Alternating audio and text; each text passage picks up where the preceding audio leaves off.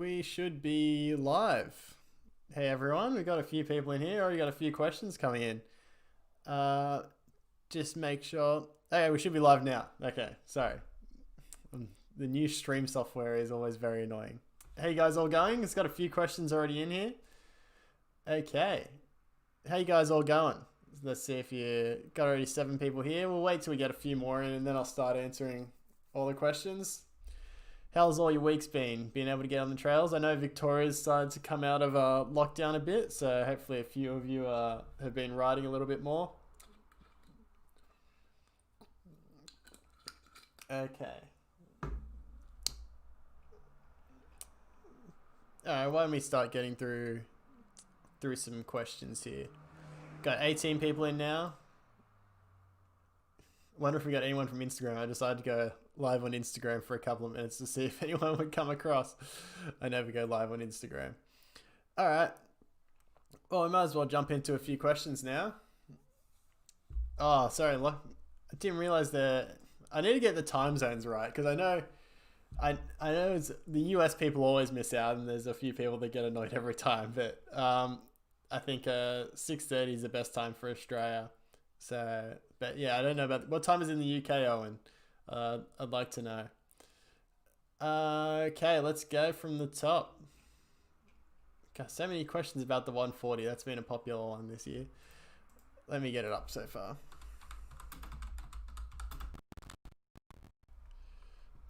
Do 2021. What's it got? Alright, let's have a look at the specs. What fork? Okay, alright. Let's get into this. Let's get into the comments. Alright. Oh, 7 a.m. That's not too bad. I think 7 a.m. is not too bad. Before work, a few people can kind of join in. Got 30 people in now. Okay, let's start this. James, might have to miss it out, but I'll answer your question anyway, so you can come down here later. His budget's around 2,400. What's the best kind of bike around that kind of price range? So yeah, anything from, I mean, that's kind of like the price range for the most recent buyer's guide that I kind of did. As you're starting to get into that more all mountain category, you're gonna have to spend a little bit more. Like there's some cheaper options, say like the 140-400, like you said. Then there's the Polygon Siskiyou T7 in that kind of price range there. So there's some good options. I rate the T7 a little bit higher. The GA is just a bit more up to date than what the 140 is. But yeah, they're both good bikes. I think the 140 is more of kind of like a fun play bike if you just want to mess around and have some fun. But it is on the shorter side, and I tend to prefer the 120. They ride very similar to the 140, and I found the 120 to just be a better all-round bike. But if you like 27.5-inch wheels, you can't really go wrong with it. But yeah, there's that 99 bikes gold price now as well. So if you can get a decent price on it, why not? But yeah, if you're looking for higher speed stuff and you're looking to hit some bigger features, I think there's some better bikes out there, but you do have to spend a little bit more.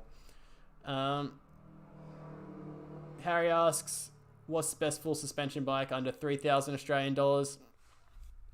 I mean, there's so many bikes that we can kind of go through. It depends on what category as well. So anything from kind of like that budget buyer's guide, so they're shorter travel bikes. But if you're looking for that kind of more all mountain kind of style bike, that's what I'm talking about in the next buyer's guide. Everything's kind of above that kind of like $3,000 range. I mean, you've got, as I said, the 140, the Siskiyou T7, that kind of stuff like that. But you kind of, that kind of $3,500 is when you're starting to see the better bikes that can actually start to handle a bit more aggressive riding. So like the T8, the YT base, Jesse base, that's almost up I think at $4,000 in Australia, so a bit more expensive.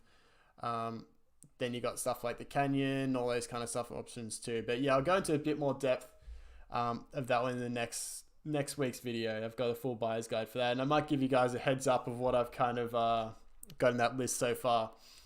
I'll do that in a couple of minutes after I get through some questions. Suja asks, best full suspension bike under $1,500.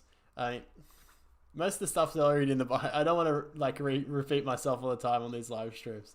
But yeah, under $1,500, I think the Siskiyou D7 is probably the best value for money in the US. The D6 just came out as well, so that one's available to order now. I think it's on pre-order. That's probably the best budget that you can kind of budget bike that you can kind of get over there. Green asks D7 or Fluid FS3. Wants to ride and progress harder and do bigger drops and features.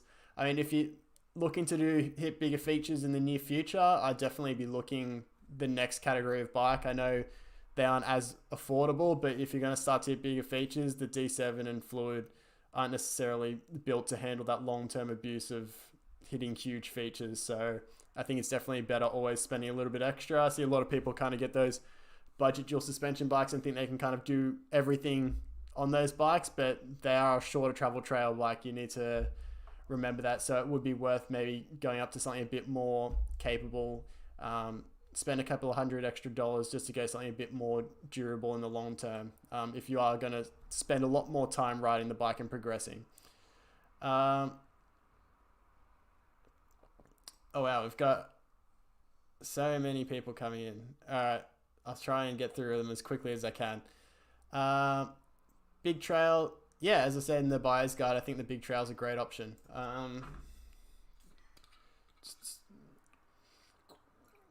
Okay, let's go through these first ones now. Actually, into the stream where the stream questions came in. All right, so 140, kind of going past that. Talked about that already. It's 8:30 in Melbourne. No way. As if we're 2 hours. Yeah. Max King says, can you fit a Fox DPS Shock into the Norco Fluid 2? I think you should. I think the eye to eye on that you can probably fit. I think it's a 190 by 42.5 or 190 by 45. So if you can find a Fox DPS in those measurements, it should be able to fit. But yeah, just need to double check which one it is for size wise. But yeah, you should be able to find a Fox Shock in that size. Jar asks what I think of the new Vitus Escarp, and then there's Ruben also asks the new Summit. They look absolutely amazing. That's definitely going to be in the next buyer's guide for these kind of all mountain bikes with the Escarp. I mean, the fact that they're selling, what is it? I've got my list here. The Escarp 29 CR is $2,500 US, and you're getting a Z2 Deluxe Select Shock, 4-pot Dior brake, MT 420 brakes, Dior 12 speed. I mean, that's probably got to be the best, one of the best value bikes on the market at the moment. Nathan Best asks, what would the Marzocchi Z2 be equivalent to in the RockShox range? Price range, like they probably say probably like the RockShox 35, but the damping in the Marzocchi Z2 is a fair bit better than what that one has. That's got a similar damper to what the Recon has and that kind of stuff. So I'd say performance-wise, realistically, probably the Revelation, but the Marzocchi is just priced a little bit better OEM, I think. So, yeah, I think the Marzocchi is a better fork than most of those kind of more entry-level RockShox forks. And I'll go into that in the next buyer's guide. I kind of talk a bit about when you're kind of going up to that all-mountain category, you kind of know you're starting to hit bigger stuff and you're going to be taking the bike on a lot more aggressive terrain. Like, it is a more descending oriented trail bike. So I do recommend people go up to that next tier of a RockShox Recon and those kind of entry-level forks up to, say, Revelation and a Z2, because those more budget-oriented forks, you can't put volume spacers in them. All those entry-level RockShox ones, they're just not that stiff and they flex a fair bit. And the damping's just not up to scratch. So yeah, I definitely recommend spending up to, say, a Z2 and a Revelation in those more all-mountain bikes as you start to get a bit higher in the travel, a bit more travel, sorry. Owen asks, ordered a Trek Fuel EX 9.7. Oh, it's an expensive bike. Very jealous. That's going to be awesome. Hope it's all good. It's arriving tomorrow. So yeah, enjoy it, mate. It's a nice bike. Ben, good to see you in the chat. Always there. Callum asks, what enduro bike do I recommend for 4K? I mean, there's so many options. I mean, in Australia, like, you don't necessarily, unless you're racing and you're kind of at that top level and you hitting stuff very fast. You don't really need anything probably more than 160 mil travel. So around that 4K range, like you got the Marita 160, Marin Alpine Trail. What else you got? I'm sure there's a common style that you can probably get around that price range. But to be honest, the common style Meta TR would probably be more than enough of an enduro bike in Australian conditions. Same with the Norco Sight. So I'd take those into consideration. They're around 4K as well. So yeah, you don't really need anything too crazy. And you might be able to get one of the new nuke-proof Megas as well around that price range. So I'd definitely check that. I think Off the Brakes sell nuke-proof in Australia. Fuzzy's been waiting for his Vitas Sentia. Everything's out of stock. Yeah, it's pretty crazy how it's so hard to find bikes. I mean, everyone's struggling to get bikes. Tom Vardy looking for an enduro bike under $5,500. I mean, that's a fair chunk of cash. I mean, if you're really pushing it, I think the Alpine Trail VR and the common style Meta AM are probably the best value in terms of like spec for money that you kind of get in that price range. But I haven't finished my research, and they also that Vita Summit looks good as well. I haven't finished my research on the Enduro one. I finished the All Mountain one, but haven't quite looked at all the Enduro bikes. I'll need to do a bit more investigation. The Privateer as well, that's a good option too. Yeah. Yeetus Deletus, recommend the most aggressive full sus under $2,500. I think under $2,500 probably. I mean, yeah, it's hard to find many super aggressive bikes under that price point. Probably like the Polygon Siskiyou T's probably got one of the more aggressive geometries at that kind of price point. I don't think there's many enduro bikes that are under $2,500. You think you'd be struggling to find something in that price point, especially Australian dollars. All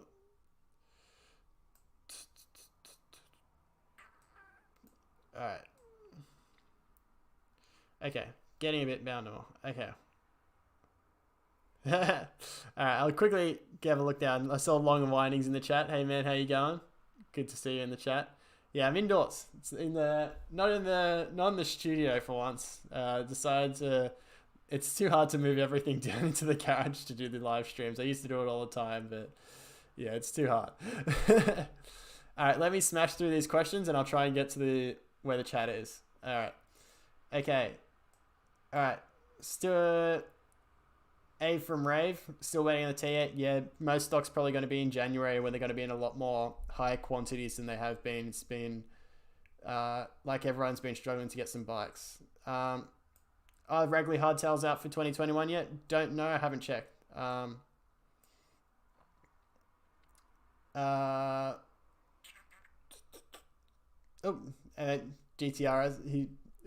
GTI RS Blow. Spoke to them today. So yeah, okay, we might be getting some in December. I know a lot more, the higher quantities are going to be in the new year, but we should be able to think they'll get a few in. But yeah, you've got to be on the website checking very often to try and squeeze and get one out. Because yeah, they go very quick.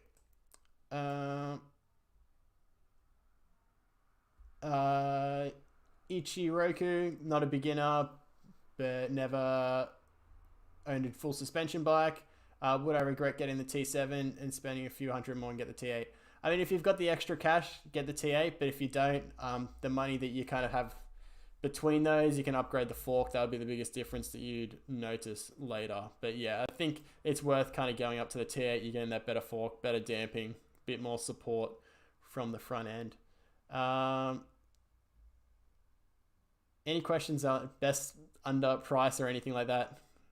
I'm going to have to skip through because at the moment, because we just got so many and that's kind of what the buyer's guides are for. If I have some time, I'll try and answer those. Yeah, we talked about the Vetus and the Summit. Crazy. Thoughts on the Marin 3? As I said, last year was kind of like my best value bike. Everything's gone a bit more competitive, but I still think it's one of the best bikes that you can kind of get for the money. it's just the geo's great, the spec's great for the money. Just they thought about everything. They don't. Marin usually nails the spec on all their bikes. Is the Yeti 165 better than the Canyon Strive? I'd probably compare the SB 150 to the Strive, more similar kind of bikes. I mean, different. Right? I probably prefer the geometry on the Yeti, and the suspension's probably a little bit better. But I've heard of a lot of issues with the switch links and warranty and stuff like that. So, but yeah, the Strive, I feel like they kind of got some things right, and then also that seat angle, they kind of like messed that up. I don't know why with the shapeshifter, they just didn't make it steeper. But yeah. Best Horatio asks best 140 to 150 mil. Best 140 150 value fork to upgrade on a trail bike. I think as you kind of like 140, I think the Z2 is probably the best. 150, if you know you're starting to take it on a bit more burly terrain, doing those enduro trails, something a bit stiffer is probably a bit better. So I'd probably go something like the Yari, or if you can get the Z1 Marzocchi for a good price, because they are upgradable in terms of dampers and stuff like that. So I think getting those forks that is something a bit more upgradable in the future will serve you very well. Jar's got my back. People just watch the vid. Yeah, watch the vid, people. Lucas, thoughts on the Rift Zone 1? Am I going to do a review on the Rift Zone? If I get given the Rift Zone, I'll definitely do a review. I don't have one coming at the moment. The Rift Zone 1, I think if you can spend a little bit extra, you get that dropper post as well as the through axle in the rear, which I definitely think is worth getting, because if you do upgrade it to that through axle, there is a kit that you can upgrade it. You will need to upgrade the rear wheel as well, so that's a cost that you'll have to factor in. I'm going to have to get a moderator in the chat, because there's some repeat questions that I've already answered and all that kind of stuff like that. All right. Skipping those. Yep. Okay. You're getting a mute. You're getting the mute. I already answered. Okay. Okay. Well, let's see.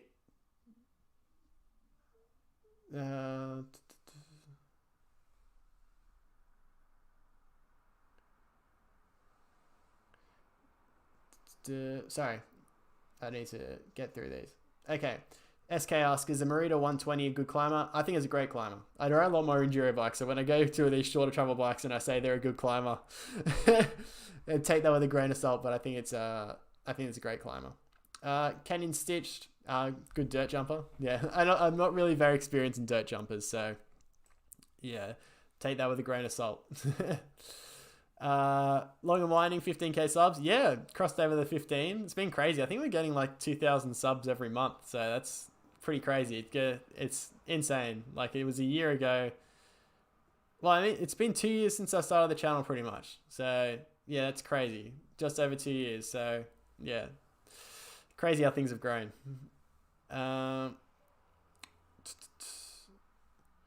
Okay. All right, I think we're getting pretty much back to where we were. AJ Gray, any talk about how Trek are going with production numbers, huge wait times? Yeah, I mean, yeah, from what I've heard, Trek, there's a lot of delay on their bikes. I think even on the more entry-level bikes, I think there was January wait times for most of them, so it seems like they're struggling with stock.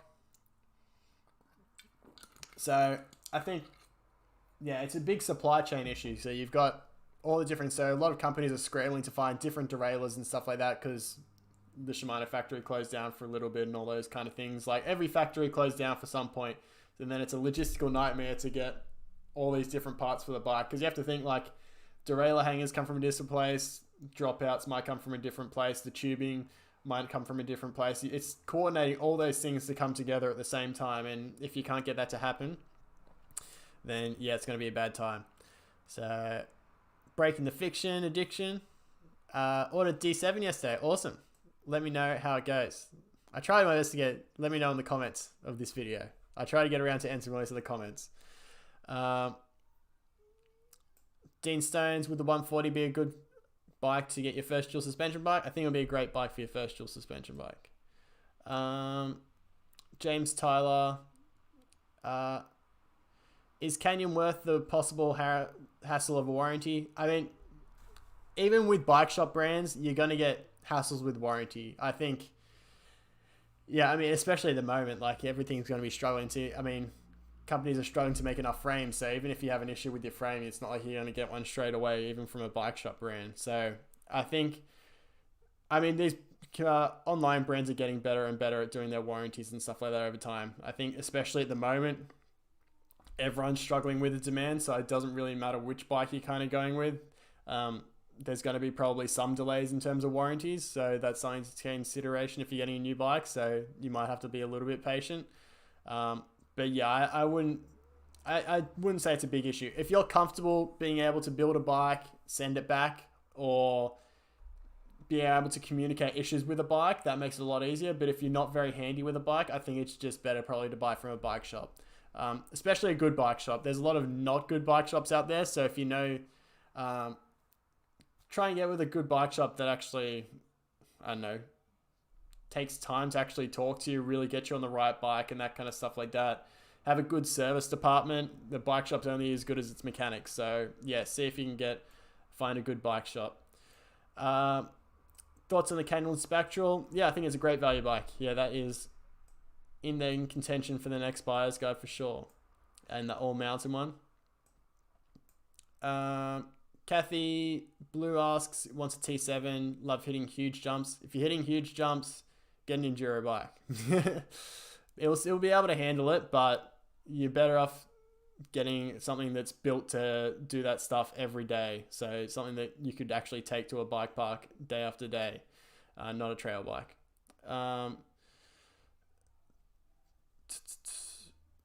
What do I think of the mountain bike with wheel? What do I think of the spec of the Merida 140-600 2021? I think Marida's specing their bikes very, very well. In terms of like the 160, I think that's been like a timeless bike that the geometry's really been able to kind of like withstand the test of time. Like I think they really nailed that when they originally made it.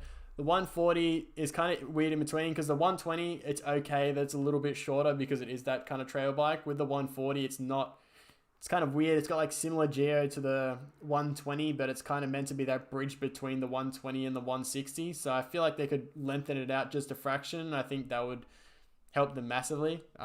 Also making it a 29, I think they'd sell a lot more. But yeah, I think it's a great bike. It's good value for money.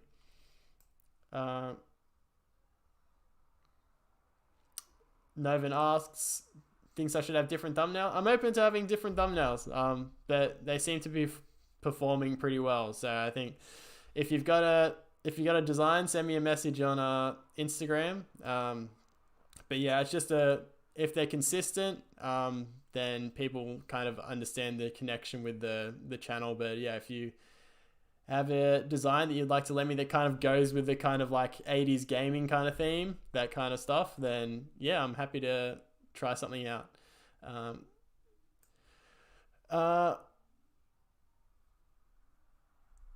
Lucas got my back. Lucas, you know what? You're going to be a moderator. He's got my back. Lucas, you can filter the comments and destroy people. Mountain bike crazy. What do I think of transition bikes? Lucas is always in all the live streams, so yeah, well deserved. What do I think of transition bikes? Look absolutely awesome, and I'm sure they ride great.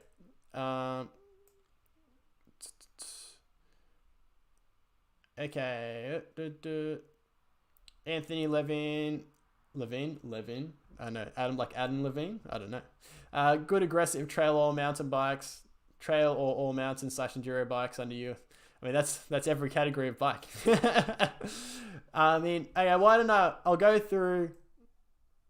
We've got a few comments to kind of go with, but I'll kind of go through, because you guys are here and you're OGs and listening to the live streams. I'll go through what I kind of have for my buyer's guide for the all mountain one, but make sure you watch the vid and you got to watch all the ads. So we've got, in terms of my top 5, so these are all mountain bikes. You kind of 130 to 150 bikes that are trail bikes, but kind of prefer the descending side of things. So they're a bit more capable.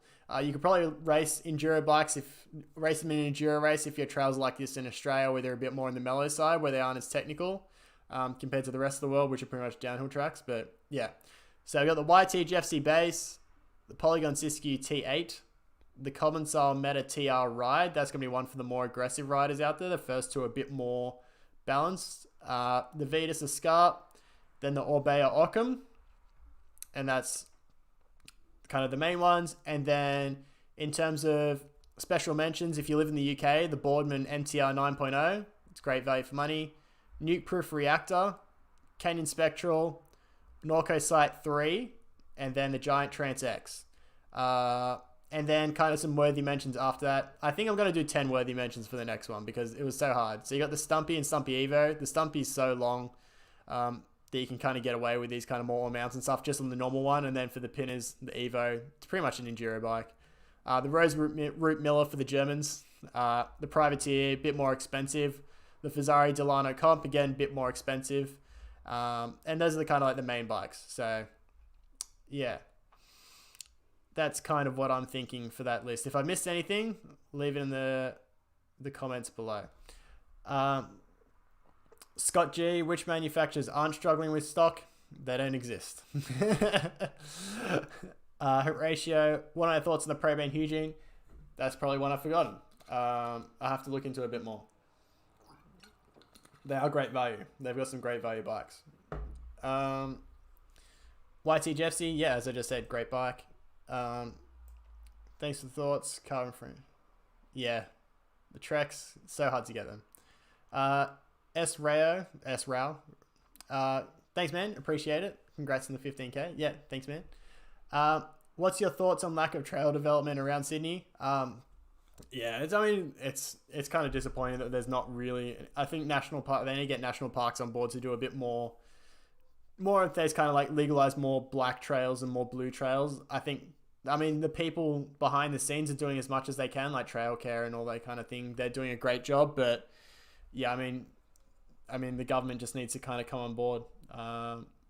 So yeah, I mean, I might not be in Sydney for much longer, so who knows? I might be going up to Queensland for a bit, and if I like it, then I'm probably going to stay there. So that's kind of a bit of a teaser for you guys. That's it. Maybe. So we'll see if I stay up there. But I'm going up there for a month or two, and if I like it, I'll stay there.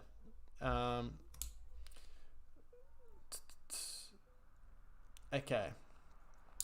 Yeah, I think we're kind of getting through the chat. Asul Gamer, which would I pick? Avalanche Cop, Vetus Nucleus VR, Marin Bobcat Trail 3, Specialized Rock Hopper. I think the Nucleus is the best value for money out of those. Then I'd probably go the Marin Bobcat after that. Nuke Proof Mega Comp, great bike. All those Nuke Proofs are definitely great options. When I'm coming down to Tassie, yeah, definitely. I've been there before. They're definitely the best trails in Australia, easily. I mean, have to see, like, probably, I think, hopefully, maybe, I mean, it's not going to happen the start of next year, maybe at the end of next year, we'll have to see. Canyon Neuron 6, yeah, good option. As I said, it's in the buyer's guide, so I think it's a great option too. What I think about the Merida Big Trail, yeah, I said that at the start, I think it's a great bike for the money.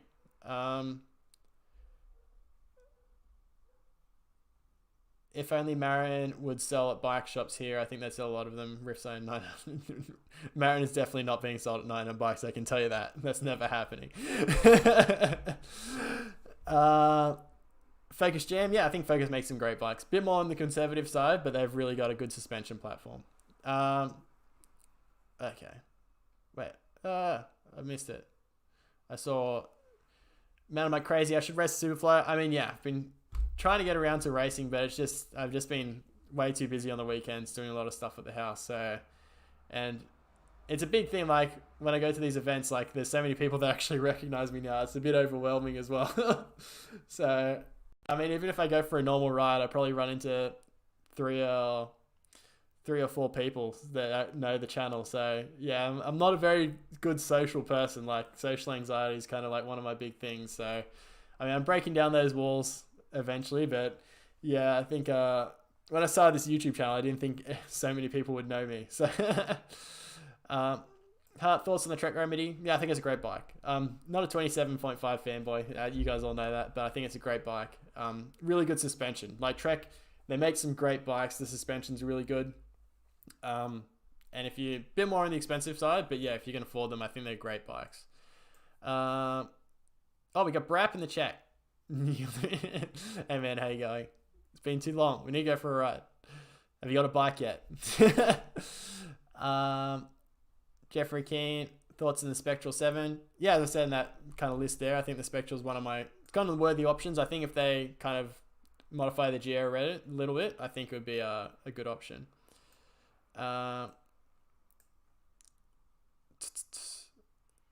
Lucas is good on the chat.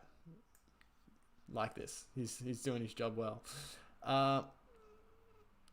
Also, it would be a good idea to add to the list white T4. Yes, I need to. I'll have a look at the white. Good option. See, this is why I have you people here. I will check that one out. So, because I can go through, I think I've got everything, and then I'll miss one.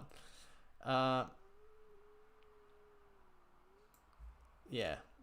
Okay. Oh, Marty Richards is here. The man that octodad himself. Oh my god, that's awesome. You won the camera. That's going to be sick. I've never tried a 360 camera, so is it the full 360 one, or is it the kind of like the more action camera kind of one? Yeah, that's cool. Anytime, Lucas. Okay.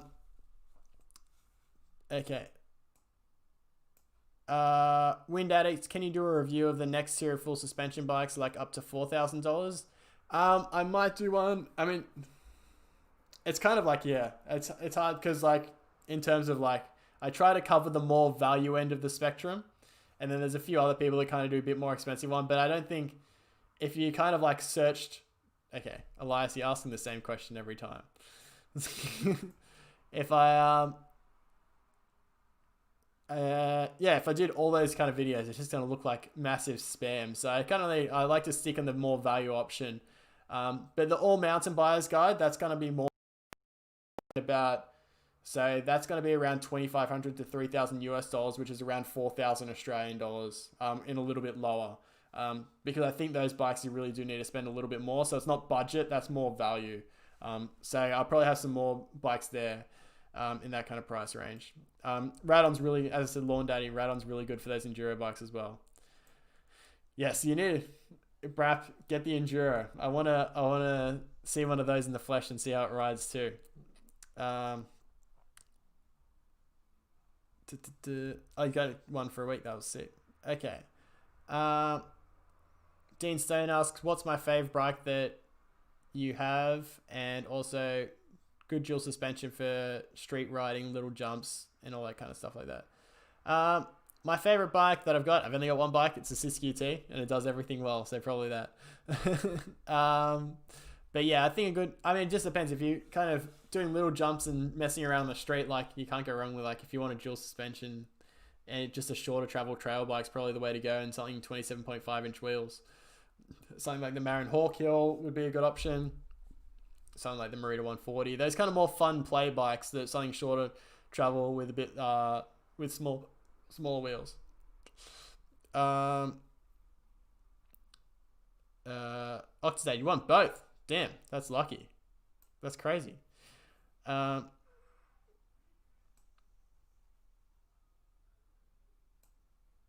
I said it's a good bike. It's a good bike. Seamus asks, do I know John? No, I don't know John. Am I a pro? Definitely not a pro. Is Kmart good? No. Where's the mullet bikes? I really want to test the mullet. I can't do a mullet on the T7 because the bottom bracket's already pretty low. So I don't think it's a good option for me to try at the moment. I just need to think what bike. I think it works better if you're putting unless you've got something with adjustable geometry. I think unless it's got a sky high bottom bracket on the 29, I think it's better to do it with a 27.5 inch bike and then put a 29 on the front with a bigger fork. But I've ridden it before on other bikes, like nothing that I've done extensively, and I didn't like it too much, but I've been going over so many drops and scraping my butt on my pants at the moment that it is getting a bit annoying, and I've almost crashed a few times, so I am tempted to try it again.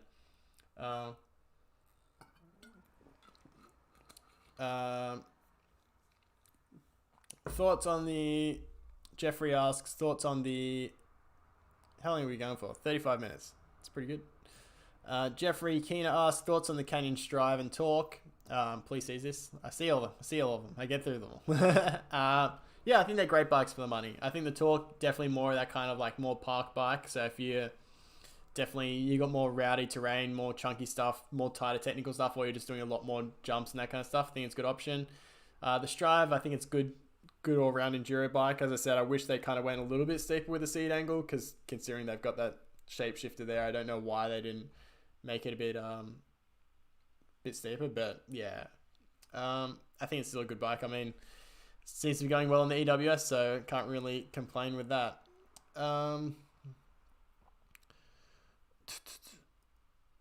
Man, am I crazy? Have I hit the drops of Green Valleys? No, I haven't. I've never been to Green Valleys. I'm not a huge features kind of guy. I don't like taking. I like taking risks, but more calculated risks that I know I can pull off, because I can't afford getting injured. I progress slowly.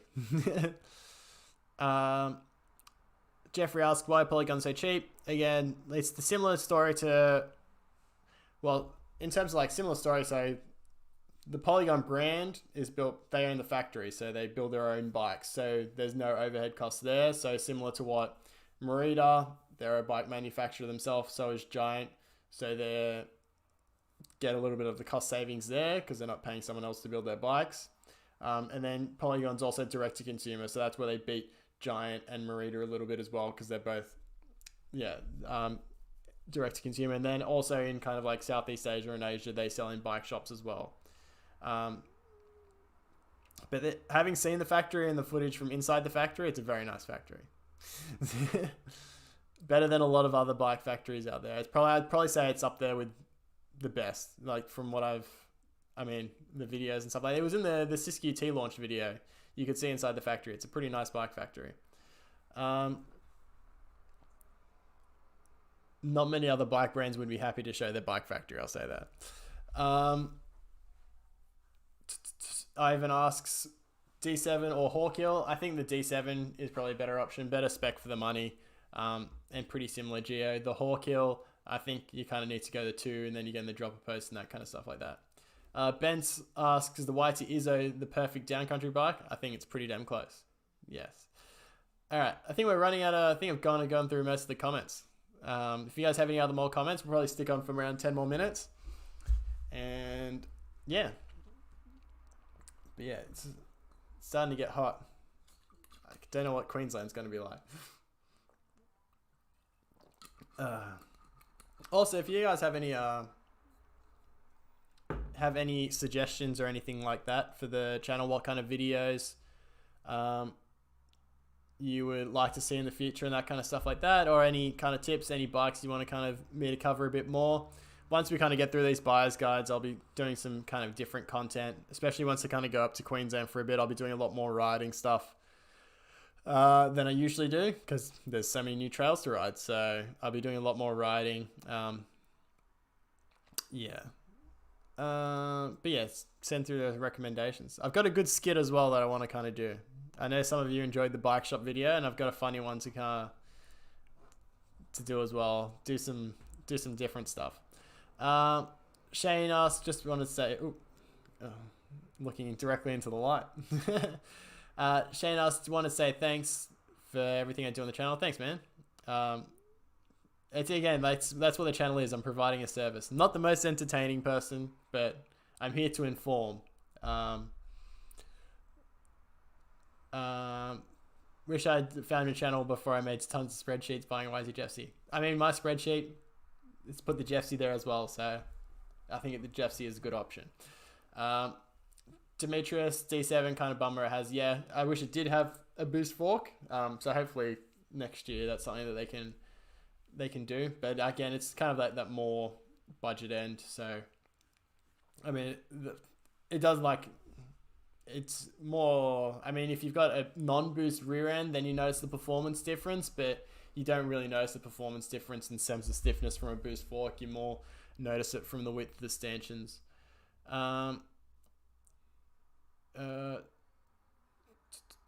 Thor asks, Trans X 29 or Strive? I think for Australia, I'd probably prefer the Trans X. And yeah, I'd probably go the Transx. I think it's just it just depends on your trails. I think that's got to be, if you got more tighter stuff, the stripe's a little bit shorter. But if you got more kind of like technical features and it's a bit slower, I think the extra travel would probably help a bit more on the stripe. You've got that kind of like more slow, chunky terrain. But if you kind of got some more open, flowier stuff with a bit of chunky stuff, I think the Transx would probably be a bit better. Gareth asks, just jumped on. What are my thoughts on the new Scarp? Looks amazing. Definitely going to be in the next buyer's guide for sure. Jeffrey asks, have you ever ridden Jolly Nose near Port Macquarie? I will be doing all those kind of trails up and down the East Coast because I'll be going from Sydney to Queensland all the time. So I'm going to try and every time I kind of drive down or drive up, I'm going to do one video kind of riding around. Oh, well, we got a lot of comments coming back.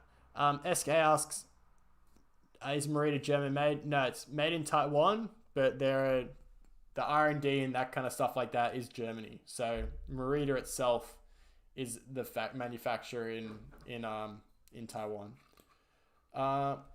Do I reckon the short supply issues will improve soon? I think probably February, March.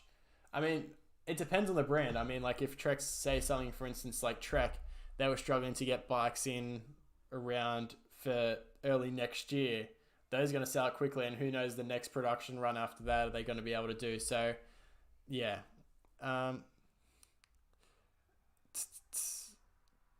GTI drive. Oh, that was the question I just asked. Marty Richards, do a mountain bike rider's girlfriend skit. I'll have to do something like that. This one's kind of more of a... I want to give you kind of the idea without giving it away because I feel like someone else will do it if I give the idea away. It's around a certain product that's a mountain bike shoe of some description, and it's kind of him using it has destroyed their relationship. So my fiance now, I kind of got to be careful. I keep saying girlfriend when it's my fiance. She will be in the video. So, Ben asks, I was wondering if it would be possible to put a coil shock on the T7. So yes, the linkage curve will work with a coil. Would it play to the bike's strengths? I don't know. I think because the T7 is kind of like the more trail end of all mountain, like it's a really versatile bike. I think, and you kind of want to keep it on that lighter side. I think if you're looking for that kind of more burly kind of build, I think more of an enduro bike would probably suit that a bit more.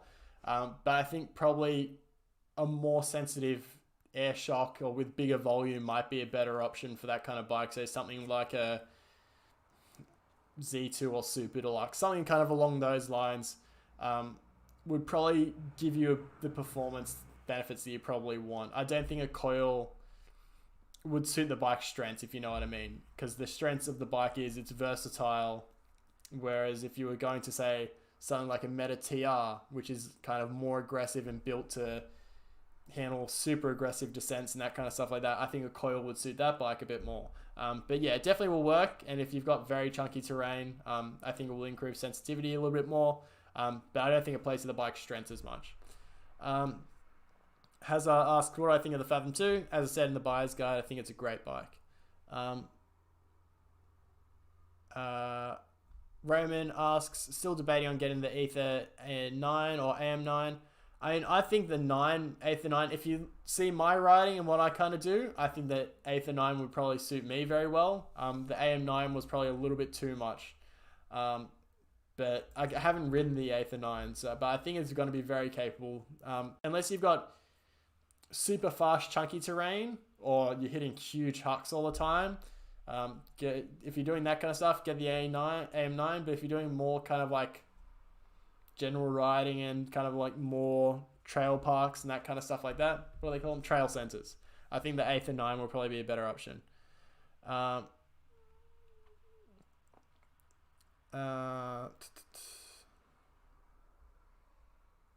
Sebastian Baker, thoughts on the Sight A9, no lockout really picks you off. I think if you're doing, I mean, to be honest, I never use the lockout on any of my bikes. Even when I had an enduro bike, I never used it. So I don't know.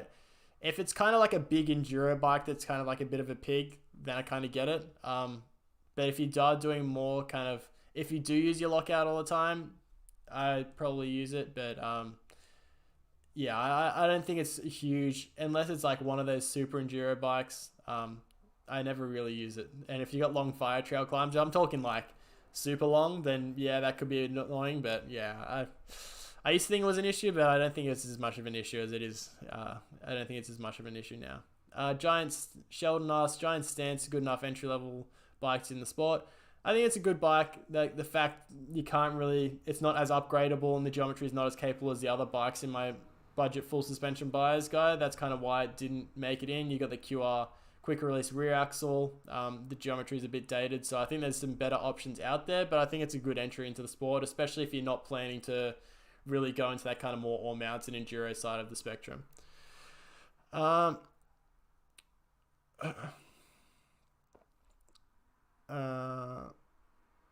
Ideas for video. So Horatio asks, Colin admits some mistakes on getting a new bike. Yes, I would like to do a video. It would be kind of like, what was it, before Bike Magazine. It's kind of sad to see them go. I used to love watching their Bible of Bike tests, but Palmer used to do his Palmer's peeves or pet peeves. I wouldn't mind doing something like that, but again, you run the risk of like turning heaps of people off, being super opinionated. Kind of covered. GTI drive, is the Tannis tire armor / Tubolito review coming? Yes, it's coming. I was going to do it for this week, but everyone seems to want the buyer's guides coming out sooner, so I'll try and do as much of the buyer's guide kind of in the next week and a half, and get that one done. And then after that, I'll do the Tubolito, then I'll do the Enduro bike buyer's guide. And then I'll take a break for a little bit. Hopefully that should get me up to just before Christmas, and then I might take a week or two off then, but who knows? I mean, the channel's going very well, so I don't want to slow down.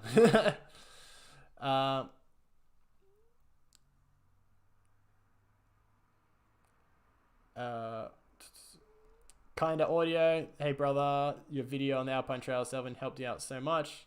Been using the bike since and very happy with it. Awesome, man. Stoked to hear you're enjoying the bike. Okay, getting towards the end of the chat.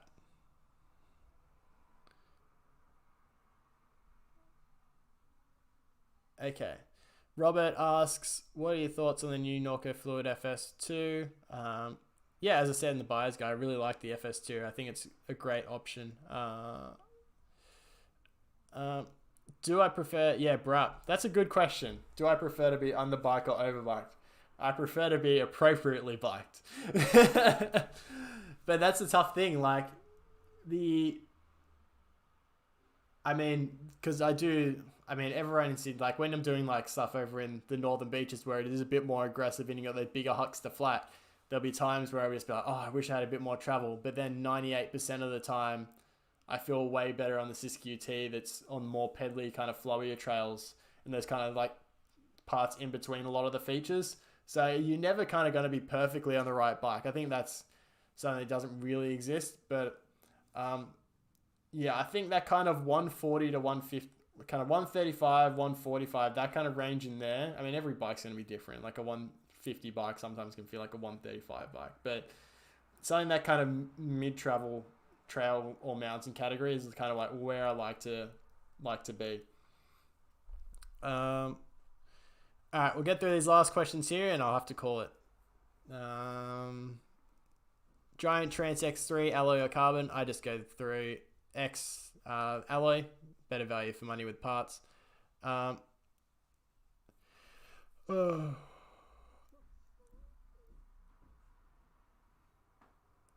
Ryan Driscoll, shout out, man. Give you a shout out.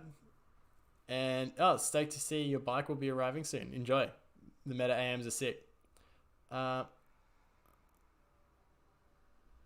Grian says, so say a D7 would be a capable bike for casual jumps, bit of downhill. I mean, downhill is a very subjective term, but if you're talking like downhill sections of trails that are kind of like blue with very intermittent rougher features, then I think it'll be fine. Smith Graham, I'm looking for a bike for an 11-year-old. Would the T7 or D7 be better? He's a great rider who is looking for his first dual suspension. If he's a good rider, I'd probably go the T7. It's going to last him a bit longer. Sydney Fishing, hey man, how you going? Just about to finish. Sorry you missed it. Trek Remedy, I mean, for Australia, it could be classified as an enduro bike. Kind of in that more all-mountain side of things. Ryan, good on you. Alright guys, gonna have to call it quits. I'll keep working on my all-mountain buyers guide. Do as much of it as I can. Hopefully this week, finish the script by hopefully the end of this week and film it and edit it in the next week. So probably be out in a week and a half, and then I'll do the Tannis tire armor, kind of come out with my best solution for a rear tire solution. I'm not going back to tubeless for my rear tire. I'll say that. Brap, see you man. I will say hi to M. Hope you're going well, mate. All right, see you guys. Have a good night. Bye.